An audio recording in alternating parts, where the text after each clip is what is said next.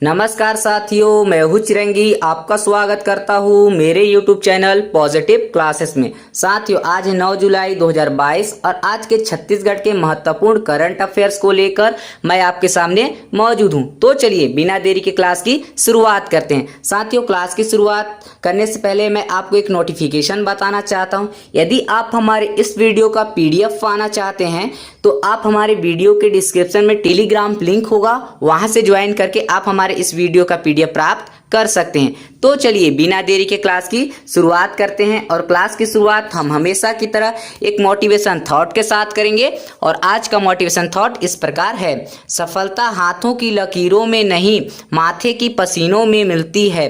और कहते हैं दोस्तों, ये जो सफलता है ना, मेहनत करने वालों पर अपनी जान लुटाती है। साथियों, अब हम क्लास की शुरुआत कर लेते हैं। और आपके सामने पहला प्रश्न पूछा जा रहा है: देश का ऐसा कौन सा राज्य है जो अब स्कूलों में राष्ट्रगान के बाद राज्य गीत गाना जरूरी कर दिया है? इसके लिए आपके पास ऑप्शन दिए। Option number 1 Chhattisgarh, option number 2 Madhya Pradesh, option number 3 Delhi, option number 4 Kerala. इसका सही आंसर हो जाएगा ऑप्शन नंबर 1 हमारा छत्तीसगढ़। यानी देश का ऐसा कौन सा राज्य है जो अब स्कूलों में राष्ट्रगान के बाद राज्य गीत गाना जरूरी कर दिया है? तो यह हमारा छत्तीसगढ़ होगा। साथियों, अब हम इस क्वेश्चन की डिटेल एनालिसिस करेंगे। तो आप हेडिंग डाल लीजिएगा, स्कूलों में राष्ट्रगान के बाद अब राज्य गीत गाना होगा जरूरी। इनसे कुछ की पॉइंट्स है, उन की पॉइंट्स को आपको नोट्स करने हैं। सबसे पहला की पॉइंट्स की, यह निर्देश जारी किसने किया है? तो यह निर्देश छत्तीसगढ़ स्कूल शिक्षा विभाग के द्वारा किया गया है। दूसरा पॉइंट्स की, इस निर्देश के अनुसार क्या होगा? तो इस निर्देश के अनुसार प्रार्थना सभा की शुरुआत राष्ट्रगान से होगी जो 52 सेकेंड तक चलेगा। दूसरा, राष्ट्रगान के बाद राज्य गीत गाया जाएगा। राज्य गीत आपका अर्पा पैरी के धार 1 मिनट 15 सेकेंड तक चलेंगे। उसके बाद शपथ पत्र दिलाया जाएगा जो 1 मिनट तक होगा। उसके बाद प्रेरणा गीत होगी जो 2 मिनट तक का होगा। उसके बाद समाचार सुनाए जाएंगे जो आपके 5 मिनट तक के होंगे। और इसके बाद प्रेरणा कहानी सुनाया जाएगा जो 5 मिनट का होगा। अगला पॉइंट यह याद रखिएगा कि छत्तीसगढ़ सरकार ऐसा क्यों कर रही है? तो बच्चों में शिक्षा को बेहतर किया जा सके, इसके लिए ऐसा कर रही है। साथियों, अब हम नेक्स्ट प्रश्न देख लेते हैं क्या पूछा जा रहा है। पर्यटन विभाग का उत्सव वेबसाइट पोर्टल की रैंकिंग में छत्तीसगढ़ का कौन सा स्थान रहा? इसके लिए आपके पास ऑप्शन दिए। ऑप्शन नंबर 1 प्रथम, ऑप्शन नंबर 2 चौथा स्थान, ऑप्शन नंबर 3 7वां स्थान, ऑप्शन नंबर 4 10वां स्थान। इसका सही आंसर हो जाएगा ऑप्शन नंबर 3 7वां स्थान। यानी पर्यटन विभाग का उत्सव वेबसाइट पोर्टल की रैंकिंग में छत्तीसगढ़ का कौन सा स्थान रहा? तो वह 7वां स्थान रहा। साथियों, अब हम इस क्वेश्चन की डिटेल एनालिसिस करेंगे। तो आप हेडिंग डाल लीजिएगा, उत्सव पोर्टल रिपोर्ट रैंकिंग। इनसे कुछ की पॉइंट्स हैं, उन की पॉइंट्स को नोट्स करने। सबसे पहला की पॉइंट्स की, उत्सव पोर्टल क्या है? तो समझिएगा उत्सव पोर्टल क्या है। 2021 में कोरोना वायरस की वजह से लोग यानी जो भक्त थे वो मंदिरों की पूजा अर्चना आरती सभी में शामिल नहीं हो पाते थे। इसी समस्या को देखते हुए इसके लिए क्या किया गया कि पर्यटन मंत्रालय के द्वारा एक पोर्टल का प्रारंभ किया गया। उस पोर्टल का नाम क्या रखा गया? उत्सव पोर्टल। इस पोर्टल में क्या होता है?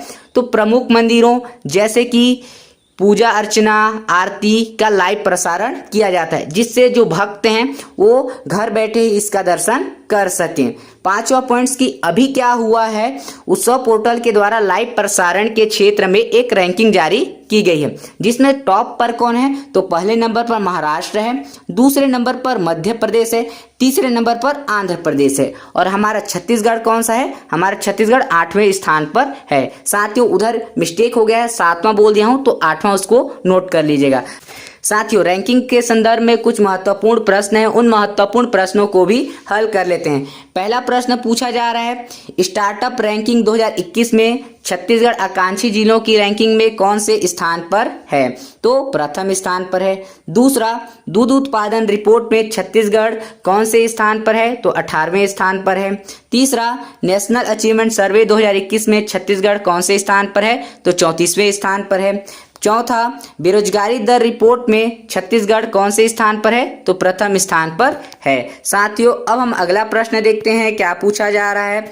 छत्तीसगढ़ राज्य पोसा नियम लागू करने वाला किस क्रम का राज्य बन गया है? इसके लिए आपके पास ऑप्शन दिए हैं। ऑप्शन नंबर 1 चौथा, ऑप्शन नंबर 2 सातवां, ऑप्शन नंबर 3 छठवां, ऑप्शन नंबर 4 पांचवां। इसका सही आंसर हो जाएगा ऑप्शन नंबर 2 सातवां।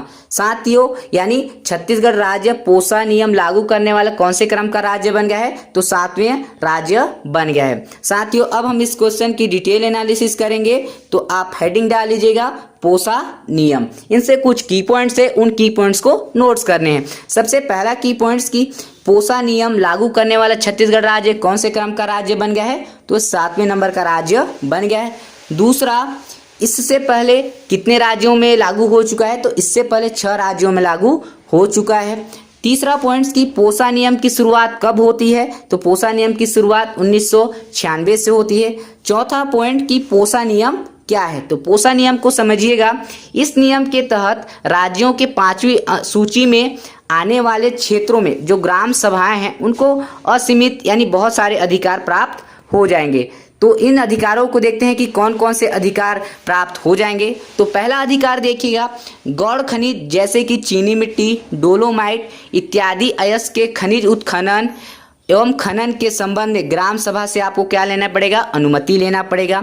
दूसरा देखते हैं, ग्राम सभा अपने क्षेत्र में सभी गौड़ खनिजों के उत्खनन व उपयोग की योजना व प्रबंधन के लिए स्वयं सक्षम होगी। तीसरा, गौड़ खनिजों के लीज या पट्टे ग्राम सभा की अनुमति से ही ग्राम पंचायत के द्वारा प्रदान किए जाएंगे। चौथा, मुख्य खनिजों के उत्खनन व उपयोग की योजना और प्रबंधन के लिए भी ग्राम सभा की सहमति या परामर्श लेना आपको अनिवार्य होगा। तो इतना पॉइंट आप याद रखिएगा पोसा नियम से। साथियों, अब हम कुछ महत्वपूर्ण प्रश्न हैं, उन महत्वपूर्ण प्रश्नों को भी हल कर लेते हैं। पहला प्रश्न है, प्रदेश में स्वावलंबी गौठानों की संख्या कितनी है? तो 3089 है। दूसरा, प्रदेश में सबसे अधिक स्वावलंबी गौठान किस जिले में है? तो यह रायगढ़ जिले में है। वो भी कितने स्वावलंबी गौठान रायगढ़ में है?